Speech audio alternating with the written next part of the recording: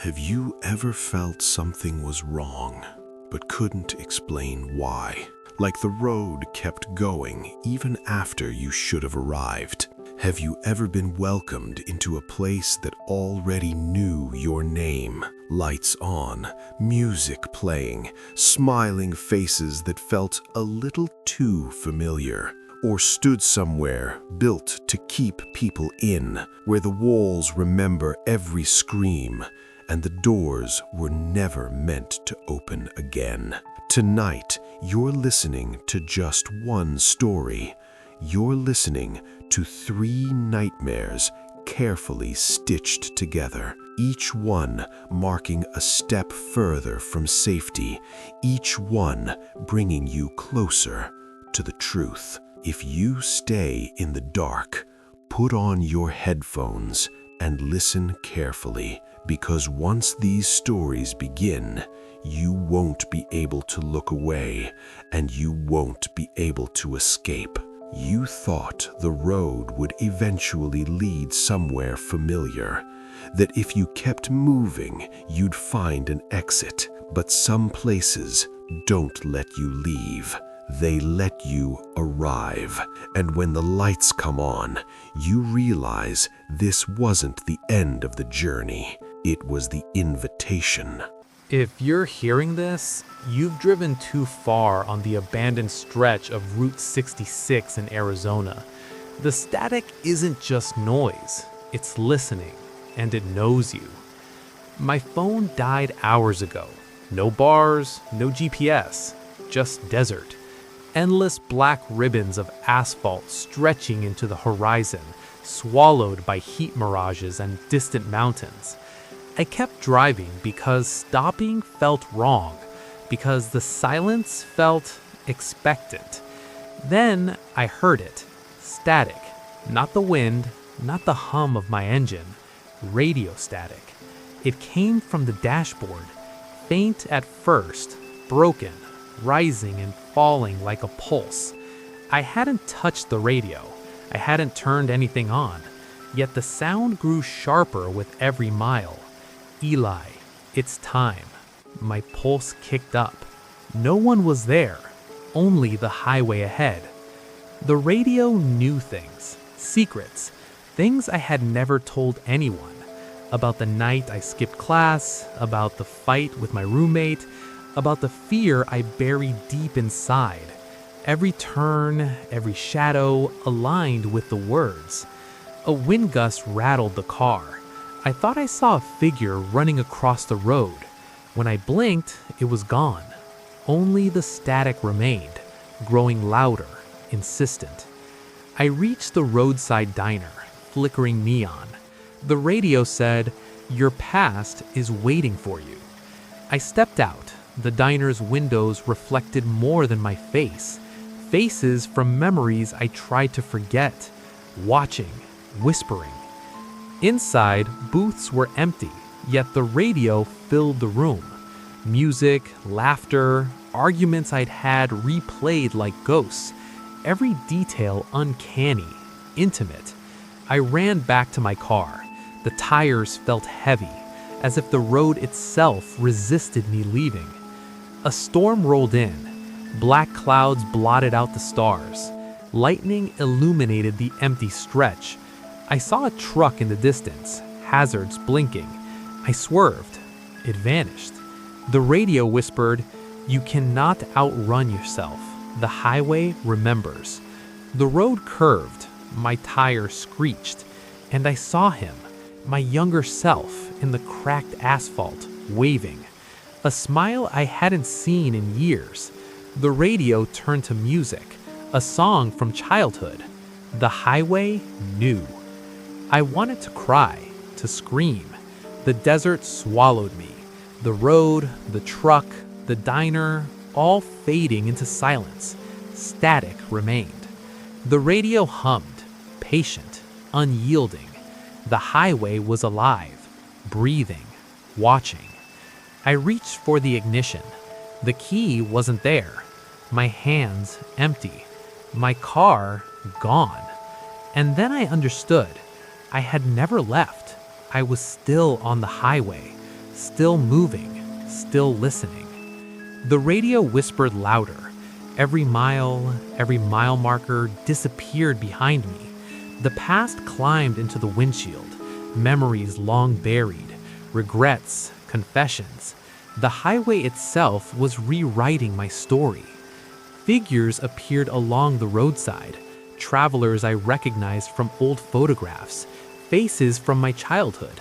They reached out, faded, and disappeared with each blink. The radio whispered again, "You're not alone." I tried to rationalize.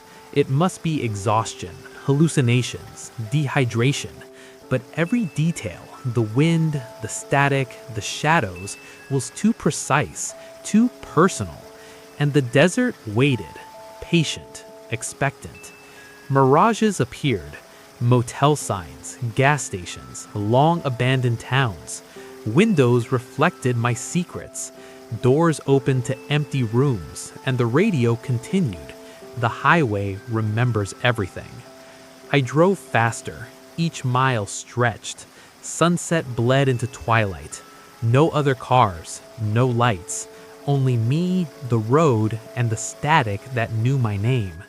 My breathing echoed in the car like a warning. Voices overlapped on the radio.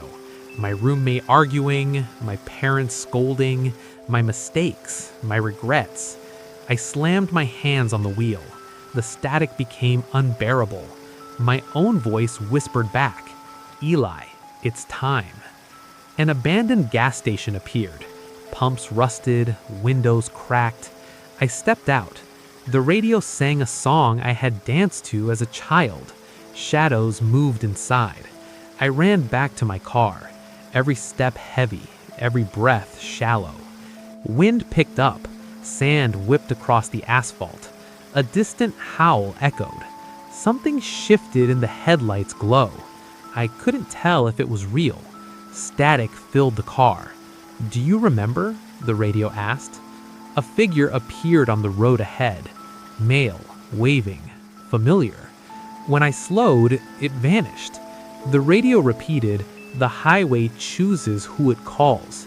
Panic rose, chest tight, fingers white on the wheel. It named things I had never told anyone, secrets I thought buried, mistakes, fears, regrets. The desert pressed closer. The road bent impossibly. My reflection in the asphalt twisted unnaturally. Minutes stretched into hours. My car moved, but I felt frozen. Shadows lengthened, then vanished. Radio static now layered with voices. Mine, others, overlapping, unrelenting. Mirages multiplied. Gas stations, motels, diners, schools, places I had been. Figures reached for me. I screamed. The static softened into whispered reassurance. The asphalt cracked under my tires. Lights flickered. I gripped the wheel. The radio whispered, "The highway feeds on memory." A sandstorm loomed ahead. I pressed the accelerator. Visibility vanished, only shadows and distant headlights. I couldn't tell if the road ended or continued. Static rose to a howl. The highway, alive, breathing, shaping my path. Figures emerged from the sandstorm. Friends, strangers, memories. They moved in time with the radio. I realized the road was feeding on me, reshaping my past into the present. I pressed my head against the steering wheel, heart pounding, tires skidding, radio voices now overlapping. My name, my secrets, my childhood fears. I couldn't escape. Then a new realization hit me like the desert sun. There was no escaping. I had already died. The accident, the slip on that cliff, the rocks, the blood, it had all happened hours ago, or days, or years. Time didn't exist here. The radio static now pulsed like a heartbeat. "Eli, you belong to the highway." Figures appeared along the roadside. Others like me, trapped, driving forever. Eyes vacant, tires endlessly spinning. cars endlessly looping. The highway was a purgatory, a loop, a memory trap. I was just one of many, hundreds, thousands, all of us lost, caught, unable to stop. And yet the voices whispered, comforting and cruel. You are remembered. You are not alone. Mirrors along the asphalt reflected travelers from all eras, soldiers, children, drivers, wanderers, faces I recognized and didn't. And yet none moved on, none ever left. The highway kept us, collected us, fed on us. Sand stung my skin through the open window. Dust coated my dashboard. The radio hummed, "All roads return here. All travelers do." I tried to scream. My voice came out as static. My hands pressed the wheel. Tires turned. The loop continued. Hours, or what felt like hours, passed. Lights flickered. Shadows stretched. The desert infinite. The highway eternal. The radio whispered my name, and I answered without knowing I had. I glanced in the rearview mirror. Dozens of cars followed, drivers trapped, eyes hollow. None of us would leave. None of us had ever left. I pressed my foot to the pedal. Tires spun. Asphalt stretched forever. And the highway waited, patient, hungry, remembering every mile, every sin, every secret, every traveler who ever drove too far. The radio whispered one last time, a soft, chilling melody. You are remembered. You are part of Route 66, and you will never leave. And I drove on, not alone, not free, just part of the endless loop, a passenger of the highway, forever listening. The road finally ends, not with an exit, but with lights. Music drifts through the air, slow and warped, like it's been playing long before you arrived. You don't remember deciding to stop. You don't remember buying a ticket, but as you step closer, someone calls your name, and they say it like they've been waiting for you. Welcome to the Carnival. If you're hearing this, it's already too late. The Carnival is here. It knows you're listening. Every light in your room is about to flicker. Every shadow is about to reach for you. Turn your head. Look behind you. You're not alone, and it's coming for you. It's already here. You just haven't seen it yet. The laughter fades for a moment. That's worse. Silence presses against your ears, heavy, thick. You hear your own breathing, too loud, too slow. Then a click, right behind you, like a ride locking into place. Your feet lift off the ground, not falling, being positioned. Wood presses against your back, cold, grooved, carved by hands that didn't shake. You're on a horse now. You don't remember climbing on. Your hands are wrapped around the pole.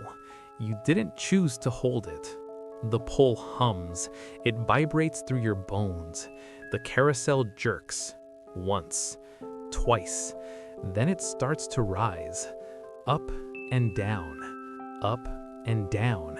Your stomach lurches. You want to throw up. You can't. Your mouth is smiling. You feel it stretch wider than it should. Your cheeks hurt. Your jaw cracks. The music starts again. Louder, faster, wrong notes scraping against each other. A drum beats out of rhythm. Your heartbeat tries to follow it. It fails. You look to your left. Another horse. Someone is on it. They look familiar. Too familiar. They turn their heads slowly. It's you. Older, painted, cracked along the eyes and mouth. They smile at you. Their lips don't move. You hear their voice anyway. Don't fight it. It hurts more if you fight it. The carousel spins faster. The lights blur into streaks. Faces appear between flashes. Children, adults, animals, all frozen, all smiling, all watching you. A bell rings somewhere nearby. Ding, ding, ding. You feel something tug at your leg. You look down. The rabbit is clinging to your ankle. Its fabric is splitting. Something wet moves underneath. It climbs, slow, patient, winner. Its mouth opens against your knee. You feel pressure, then pain, sharp, deep. You scream. Laughter comes out. The Ferris wheel groans overhead. It stops spinning. Every cabin faces you. Every door opens at once. Children lean out. Their arms stretch too long. Their fingers bend the wrong way. They start pointing at you. The loudspeaker crackles. New arrival. The rabbit bites down. You feel something tear loose inside your leg.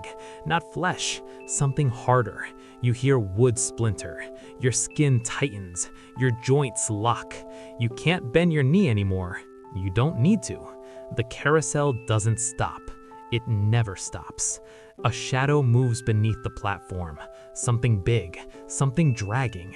You hear chains. You smell oil and rot. The shadow rises. A ride you don't recognize. A mouth made of gears, teeth clacking together. It speaks without sound. It opens. The floor beneath the carousel splits. Boards peel back like fingers. You drop. Not far, just enough to hurt. You land on sawdust. It sticks to your skin. You realize it's not sawdust, it's ground bone. The laughter comes back, closer now, right at your ears. You turn. A clown crouches inches from your face. Its eyes are sewn shut. Blood seeps through the thread. Its mouth opens anyway, so wide you see darkness behind it. You smell decay. It whispers, "Smile." Your face obeys. The clown recoils, laughing. "Good one." Hands grab you from behind. Small hands, too many. They pull you upright, drag you toward a booth. Paint peeling, lights flickering. A sign swings overhead.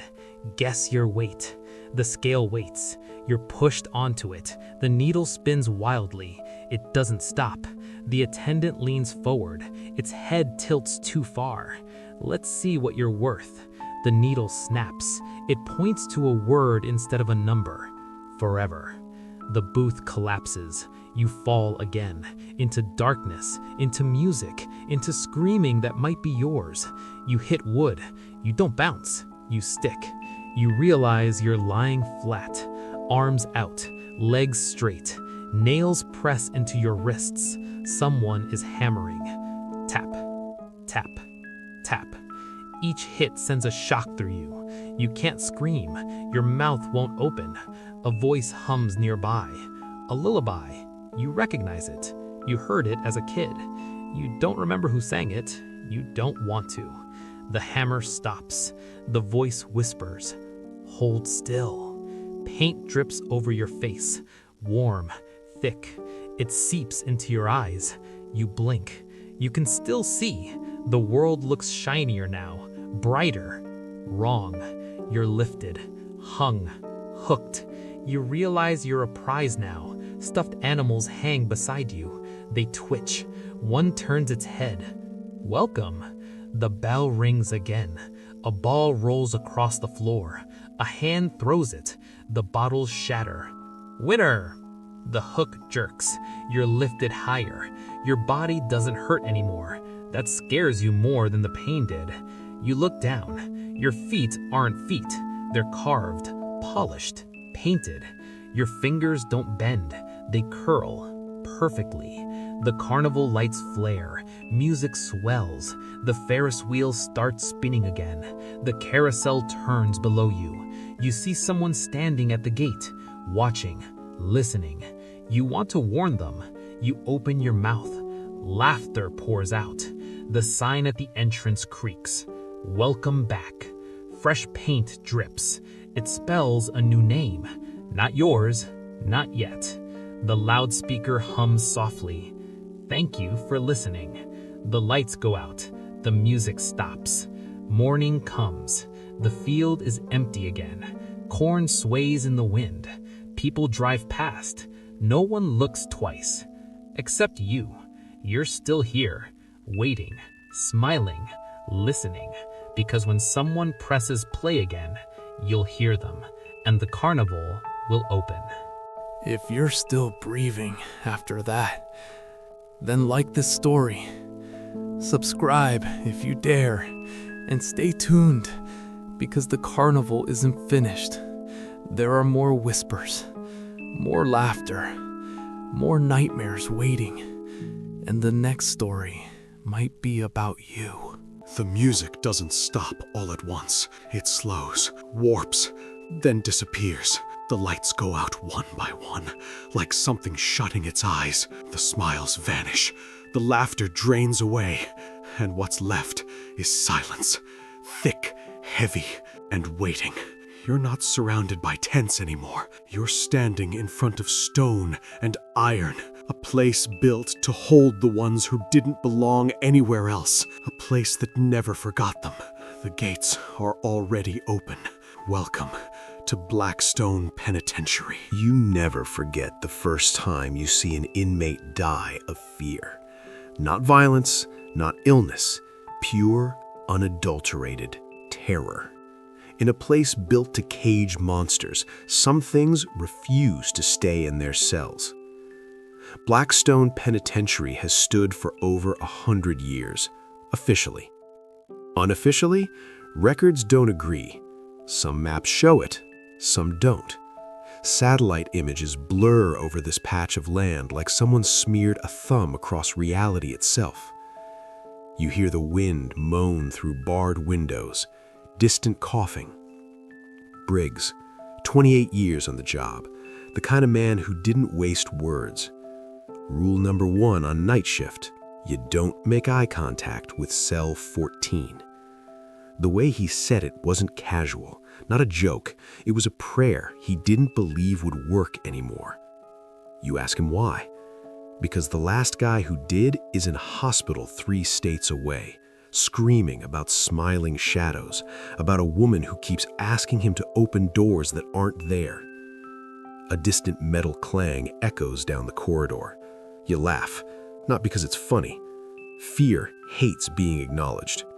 Briggs doesn't laugh back. Control to Unit D, confirm status. Unit D secure. That's the first lie you hear in Blackstone. The cells are stacked like coffins, 3 levels high. Men inside muttering prayers to gods that stopped listening a long time ago. Not again. Not again. Please, not again. Almost 2 in the morning, 2:17 exactly, when the lights flicker. Electrical pop. Darkness. Emergency generators kick in with a low hum. Old wiring, Briggs says, happens all the time.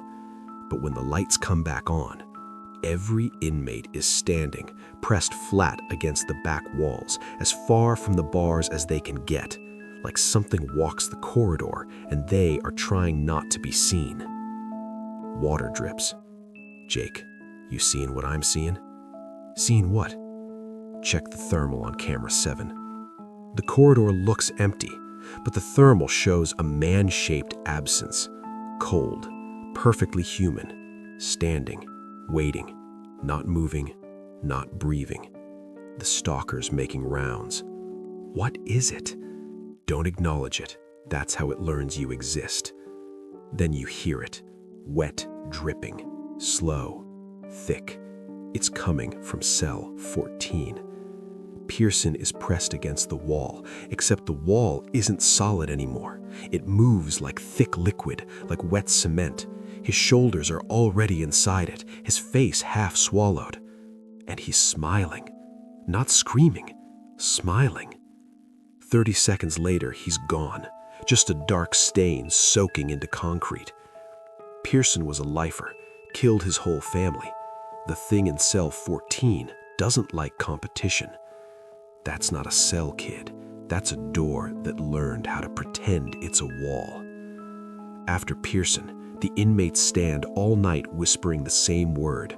Again, again, again. Don't go in there. You already did. The transmission is dated 3 days from now. Footsteps in the medical wing. A gurney creaks. The girl again, from intake photos, died in a fire 40 years ago, sitting on a hospital bed not used in decades, bare feet dangling, rusty scissors in her lap. You're late this time. Late for what? Last time you screamed louder. Her eyes, wrong. Not empty, not dark, gone. Iteration 72 shows promise. Her face blurs. For a second, Pearson, then Briggs, then you. We're getting closer to the version that lasts. Not a shape, Jacob, a memory. The cameras start desynchronizing. One shows the hallway as it is now. One shows it freshly built, bright, empty. One shows it burned, collapsed, filled with bones. Different years, same corridor. And in every feed, cell 14. Always sealed, always there. Project Meridian wasn't about prisoners. It was about thin places, cracks in the world. They found something on this land, something old, something that didn't belong to time. And the inmates? Sandbags, trauma stacked on trauma, trying to hold back a flood. Mary, that's what it calls the shape it's wearing now. Not a shape, Jacob. A shadow I cast across timelines, a finger tracing the glass, looking for the weakest point. Every loop, every iteration, the prison isn't containing the inmates are containing it. Every murderer, every abuser, every broken mind, stacked like bricks around a wound in reality. And now you are being mortared into place. Metal doors begin to unlock slowly, one by one, echoing through the block. You run for the control panel, the total lockdown switch, the one they said you never, ever touch. You always do. Every cycle ends here. The vents rattle. Blue-tinged fingers slide out, joints bending wrong, reaching. Your grief shaped you perfectly. Your guilt, your need to fix what can't be fixed. I won't open it. You already have. So many times, in so many versions. You slam your hand down. Massive locks engage. Bulkheads drop. Steel seals. Screeching stops. Silence. Morning birds. Distant traffic. Normality returning. They call it mass hallucination, faulty wiring, toxic mold. Briggs dies in his car. Heart failure, they say. Pearson officially escaped. Cell 14 sealed. Months later, promoted, given a new partner, Simon, fresh, eager, naive. Unknown number, text, check the feed, cell 14. Wall clean, no stain, no crack. Someone sits on the bunk, back to the camera, turns, your face, smiling. You didn't stop the loop, Jacob. You became its anchor. Lights die. Hundreds of cell doors unlock in perfect unison. The hymn swells inside your head, distorted, overlapping, echoing. Welcome back to cell 14. If you survived this night, if your heart is still beating, remember this. Blackstone Penitentiary doesn't forget. Cell 14 doesn't forgive. And I didn't escape. It learned me. It knows who's listening. Next time, it might be your face on that bunk, your shadow in the hall, your screams echoing through a corridor that was never meant to exist. So subscribe and stay close, because when the doors open again, you won't just be hearing a story, you'll be living the warning. If you're still listening, then you survived tonight's journey further than most. But remember, not everything that follows is safe. Some doors stay open, and some footsteps never stop echoing. If you thought this was the end, you were wrong. There's more waiting in the shadows. Stories that watch you, stories that follow you, Stories that know your name. Put on your headphones, stay in the dark, and if you dare, come back for the next one.